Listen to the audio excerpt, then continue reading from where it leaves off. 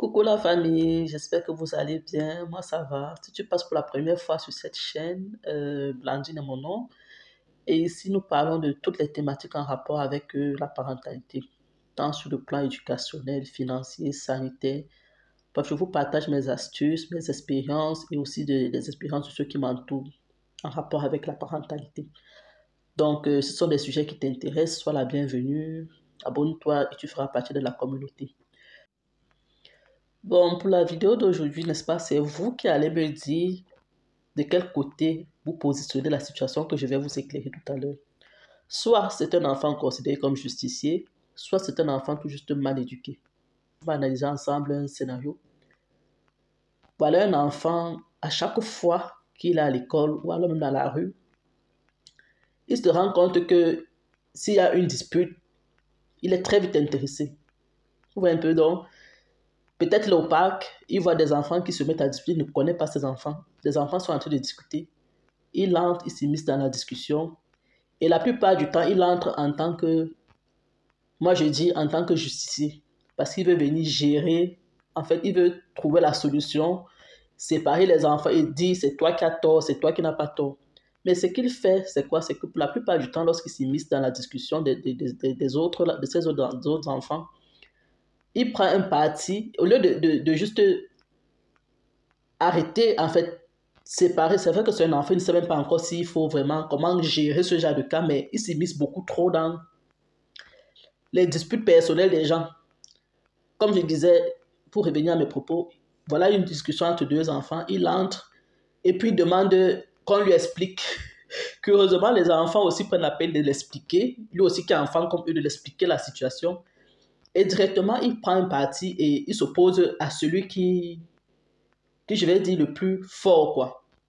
Je ne sais pas si c'est une façon pour lui de prouver qu'il est aussi fort ou bien qu'il peut défendre, mais il prend toujours le côté du plus faible et achète le problème. C'est comme ça que je peux, en langage courant, je peux dire, il achète le problème du plus faible et ça devient son problème, en fait. Vous voyez? Et à chaque fois qu'il fait ça, lorsque les adultes, en fait, les parents de ces enfants arrivent, l'enfant même qui était concerné par le problème au départ n'est plus impliqué dans le problème, en fait. C'est cet enfant externe-là qui est venu en voulant chercher soi-disant la solution, se retrouve en train d'être impliqué et jugé, si je peux dire ça comme ça, en public. Pourtant, il voulait juste peut-être sauver l'autre. Ça, c'est par exemple un cas au parc. Voilà un autre cas peut-être à l'école. Le même enfant, chaque fois qu'il y a peut-être dispute, peut-être un enfant n'a pas fait, je vais dire quoi, le ménage en classe et tout. Et c'est lui, et l'autre, que l'autre se plaint à la maîtresse, c'est lui qui se lève pour défendre, c'est-à-dire le concerné même n'a même pas les mots pour se défendre, mais c'est lui qui se lève pour défendre pourquoi l'autre n'a pas fait le ménage. Vous voyez? En fait, il va te dire non, il ne se sentait pas bien, et on a demandé qu'il laisse, non, on va faire. Donc, vous voyez, il veut toujours être là, je ne sais pas s'il prend mal, mais il veut toujours être la face là qui veut défendre la personne qui n'arrive pas à se défendre, vous voyez? Parce que moi, je me dis qu'un enfant qui est dans ce genre de situation, et il faut aussi, je tiens à noter que c'est un enfant qui a été considéré, parce que ce que je vous raconte, c'est l'histoire, ce n'est pas mon histoire, mais c'est l'histoire de quelqu'un que je fréquente, que je connais très bien. Cet enfant est un enfant qui a été considéré hypersensible. Je me dis, peut-être ça a un rapport avec son hypersensibilité, c'est-à-dire tout ce qu'il voit, qui peut toucher sa sensibilité, ses émotions, il préfère d'abord vite les couvrir en prenant parti du plus faible et en délaissant celui du plus fort. Donc moi, de mon point de vue, moi j'ai qualifié cet enfant, moi j'ai dit à cet ami, ne te dérange pas, ton enfant, ce n'est pas un enfant mal éduqué, c'est juste quelqu'un qui prend la place d'un justicier. C'est-à-dire, il faut plutôt peut-être essayer d'orienter ton enfant, peut-être dans le cadre où, d'abord lui apprendre que ce n'est pas dans tous les problèmes qu'on s'y mêle, qu'un problème ne te regarde pas, tu restes en dehors. Elle a déjà fait ça. Mais je me dis, son côté hypersensible prend plus le dessus. C'est-à-dire, c'est d'abord un enfant qui est très agité, qui bouge tellement et il n'arrive pas à se contenir. Quand ils arrivent au parc comme ça, les autres enfants ne veulent pas s'y mêler. Même l'enfant qu'il avait défendu le fuit. Je ne sais pas si on se rend compte. Et les autres parents disent que l'enfant, là, il est mal éduqué parce que partout il passe, il fait des problèmes.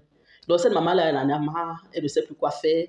Et moi, je lui ai dit, ton enfant n'est pas mal éduqué. Ceux qui le traitent de mal éduqué, peut-être n'arrivent pas à comprendre. Puis alors, tu n'as pas pris le temps de leur expliquer le dessous de ce qui se cache sous le comportement de ton enfant. Et si tu le fais, peut-être la situation va être beaucoup plus réglée. C'est-à-dire tu n'auras plus de problème à te justifier. Et chacun, parce que parfois, on ne veut pas dire certaines choses, mais quand tu expliques à ton interlocuteur ce qu'il en est exactement, quelle situation ton enfant traverse, il comprend mieux, il pose mieux je vais dire, le point sur ce qui a en train de se passer dans la tête de l'enfant à cet instant. Même à l'école, je lui ai dit, il faut signaler à l'école que ton enfant a cette hypersensibilité-là. Mais elle a peur de le faire parce qu'elle se dit que ça peut jouer peut-être dans l'orientation de l'enfant plus tard et tout. Mais moi, je me dis, si tu sais que ton enfant est comme ça, pour le protéger aussi, parce qu'il va trouver demain plus fort que lui, en voulant venger ou c'est qu'il a le plus faible, puisque chaque fois qu'il venge le plus faible, il est laissé en retrait, on le met de côté et ça devient son problème contre le plus fort. Vous voyez qu'à un moment donné, s'il grandit comme ça, il sera le genre d'enfant qui marche dans la rue, qui cherche des problèmes à tout le monde en fait. Donc voilà, moi, mon point de vue, c'est un enfant qui veut se comporter comme un justicier. Pour d'autres, c'est un enfant mal éduqué. Et vraiment, pour me reconforter dans si c'est moi qui pense mal ou pas, laissez-moi vos avis en commentaire. Dites-moi quelle position vous trouvez pour ce genre d'enfant.